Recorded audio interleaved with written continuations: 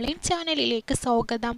രാജ്യമെമ്പാടുമുള്ള കർഷകർക്ക് 2000 രൂപ ലഭിക്കുന്ന കിസാൻ സമ്മാൻ നിധി പ്രധാനമന്ത്രിയുടെ ഈ പദ്ധതിയിലൂടെ രാജ്യമെമ്പാടുമുള്ള ജനങ്ങൾക്ക് 18 ഗഡുവായി 36,000 രൂപയാണ് ലഭിച്ചത്. 19ാം ഗഡു വിതരണമാണ് ഈ ഡിസംബർ മാസം ലഭിക്കാനുള്ളത്. എന്നാൽ മുമ്പ് അറിയിപ്പ് വന്നത് പ്രകാരം അറിയിച്ചിട്ടുള്ള വിതരണ സമയത്തിൽ ചെറിയ രീതിയിൽ മാറ്റങ്ങൾ വരുത്തിയിട്ടുണ്ട്.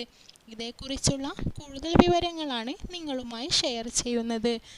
ചാനൽ ആദ്യമായി കാണുന്നവരാണെങ്കിൽ സബ്സ്ക്രൈബ് ചെയ്യുക. വീഡിയോ ഇഷ്ടപ്പെട്ടാൽ ലൈക്ക് ചെയ്യാനും മറക്കാതിരിക്കുക. ഈ മാസത്തെ തുക ലഭിക്കാൻ വിതരണ കാലാവധിയുടെ തൊട്ടുമുമ്പുള്ള മാസമാണ് തുക വിതരണം ചെയ്യുക. അങ്ങനെ വരുമ്പോൾ 2025 മാർച്ച് മാസത്തിലായിരിക്കും ഇതിൻ്റെ കാലാവധി. അതുകൊണ്ടു തന്നെ ഈ ആനുകൂല്യം ജനുവരിയിലോ ഫെബ്രുവരിയിലോ ആയിരിക്കും ലഭിക്കുക. അതായത് ജനുവരി തീയതി സംബന്ധിച്ച ഒരു വിവരം ഇതുവരെ വ്യക്തമാക്കിയിട്ടില്ല.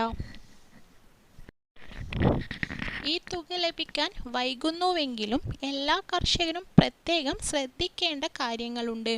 ഇലക്ട്രിക് KYC പൂർത്തിയാക്കാത്തവരായി ആരെങ്കിലും ഉണ്ടെങ്കിൽ അവർ ഉടനെ അത് ചെയ്തുവെന്ന് ഉറപ്പുവരുത്തണം.